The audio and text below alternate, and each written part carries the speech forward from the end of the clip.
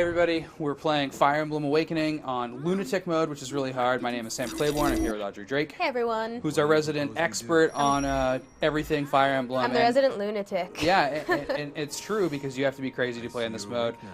This is just the prologue, but I can't beat this on Lunatic. So I came to Audrey and I said, I need to see how this is done. Yeah, I've gotten a lot of tweets from people that are like, I've tried it on Lunatic, I can't get past the prologue. So we're going to show you the first couple of chapters, just give you an idea of how to power through some strategies and tips you can use to get and by. like from what I understand now, there really is kind of like a square by square strategy to beat these first couple levels, and you have to do very careful item trading, and you have to do you have to only use Frederick. Yeah, you have to be pretty precise to survive these, honestly. It seems impossible.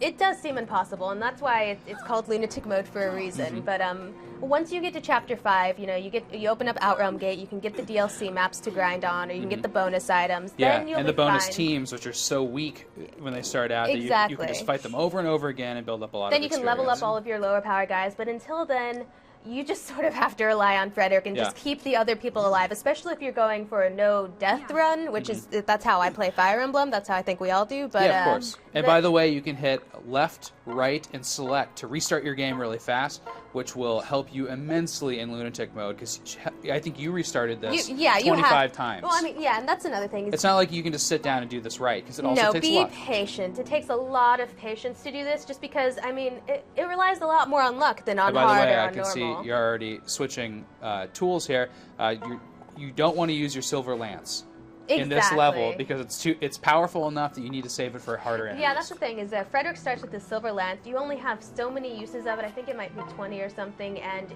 you have to have that lance for when you get to chapters 3 or 4. Otherwise, you literally can't make it, I don't think. So you have to be really, really careful about using that. And you also have to be mindful about what the enemies are using on you. So right then, you actually switched to... did you switch back to the lance for them to attack you? I think you did, right? Yeah, and then you can pick them off with like the sword. So at the end of your turn, you were able to switch. Yeah, just at the end of your turn, make sure you have whatever weapon you want Frederick to use equipped. Okay. And like what I did at the beginning, so I don't know if you guys saw. And I'm noticing here, why haven't you paired Chrom with Frederick for his bonus yet? The reason I didn't do that is because, see these two guys here? Sometimes in this level, you need to have Frederick and your main guy pick off those two guys. So you need to have them separate for this level. But so Chrom can still kill a character?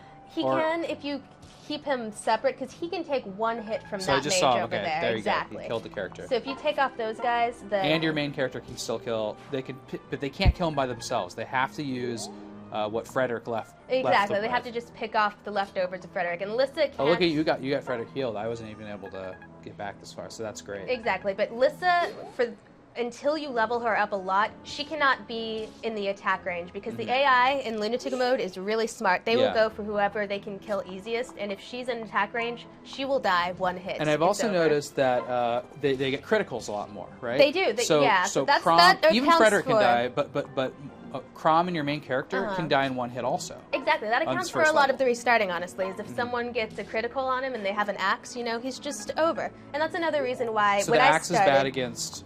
Frederick? Exactly. The weapon triangle is insanely important to keep in mind in Lunatic mode. You can sort of get by in hard and normal, just doing whatever. I completely ignored it. Exactly, but in Lunatic, you have to think about it, or you will not. You won't survive. So to keep in mind is axes are strong against lances, lances are strong against swords, swords are strong against axes. So does that mean if you equip your sword, then you'll have the Exactly. in the next turn, you'll have the resistance? That's why at the beginning of this level, before I even started, I gave my sword from my avatar to Frederick, so that because since I'm using him to sort of sweep the board, he needs to have multiple weapons to use. And you can still use the magic book, whatever it is that your Exactly, she still has the magic, so she has that. And then did you also give Frederick any healing potions yet? Since I'm using Frederick, again, to just sweep the entire board, basically, I'm basically giving him all of my elixirs and vulneraries, because he's going to take all of the damage, so he needs to be able to heal, and you're not going to be able to have Lissa near him, because he's going to be right in the red the whole time, so you're very rarely going to be able to heal him with her. So this is a popular technique you use even on other modes, where you just kind of lead your strongest character into the red zone. And by the way, if you don't know this, you have to hit X to turn on the enemy attack areas. Yes, and which you is- want it to you be have on to have this that. version. You want it to be on what they can attack, not where they can move and stuff like that, because you can Exactly. cycle through those options. You may also notice that Audrey turned off the cutscenes, which is helpful if you don't want to drive yourself crazy. Especially because you're probably going to be redoing You'll spend this a hours lot. on this level. Exactly. If you do that, and you might only spend an hour on it if you get lucky Yeah. and watch this video normally. Yeah, and another thing is be careful where you're moving Frederick, even though he can basically take anything unless someone gets a critical. You see that? It expanded the enemy Yeah, zone. it expands That's the what enemy you're talking lines, and about, like if you move Frederick, So if you moved Lissa one space less than that, it looked like she would be safe. it wouldn't work. Yeah. So you have to be really mindful of that, and be mindful of where you move Frederick, because where you move your main guy into the red sort of can help dictate in a way where Yeah. the enemies are going to move, and you don't want them to move in such a way that you So don't have a safe zone to put your other Sure, characters you've to made a hide in. bottleneck so people can't move around Frederick easily. Exactly. So this is a tough decision, right? Do you attack that enemy and then go for the boss, or do you heal yourself and wait? Yeah, exactly. That's a problem, but in this, you're just going to go for it. In this, I'm just going to go for it. On another chance, I could have missed, and then I'd be dead, have to restart. But it worked out there. And it probably did happen, It probably if I did, remember yeah. the swearing correctly.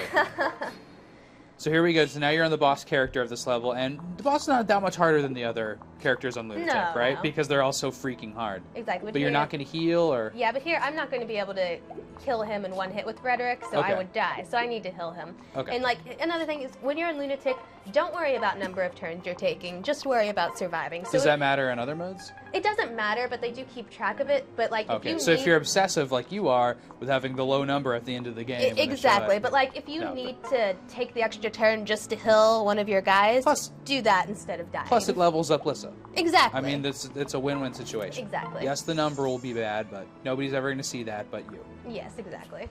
Oh, there you go. And there I got a shock stick. That's going to help So me immensely. hit the because, sparkles in yeah, Lunatic hit mode. the sparkles. Again, take the extra turns if you need to get the sparkles, because you could get a weapon like that. You often do, I find, in this mode, because... And you're probably going to use this a million times now. Exactly, and if you so get the the shock shock stick, stick- can you just explain what it does real quick? Yeah, the shock stick, you have a higher chance of getting critical hits with that, and then having that, it's another high-level lance, so it allows you to rely more on your silver lance than you otherwise could. Gotcha. You don't want to use that silver lance until you're in emergency Yeah, you don't want to break situations. it. All right, so you're about to make the final move here if Frederick survives. Awesome. And boom, victory. Cool. So that is how to survive the prologue, Yeah. and we'll be back to discuss chapter Join 1 us and 2. in Chapter 1. Thanks. Bye, Googling.